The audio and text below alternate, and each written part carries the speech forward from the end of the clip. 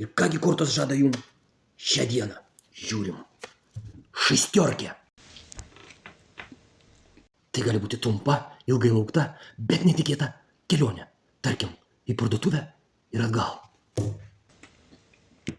Aš iš namų dažnai išeinu.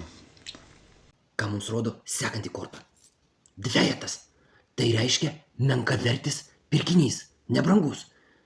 Korta kvadratinė reiškia pirkinys irgi bus kvadratinis. Greičiausiai tai bus batonas.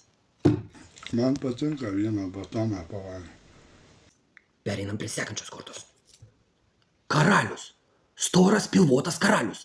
Reiškia, jūs būsite pilnas. Jūs užpildys greičiausiai tas suvalgytas batonas. Tai labai gerai. Sekanti korta yra lapas. Juodas lapas.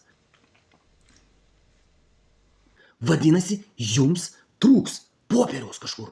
Kažkur jums jo trūks. Žodžiu, jūsų gyvenime kažkur pritrūks popieriaus. Dar kol kas nesuprantu kur.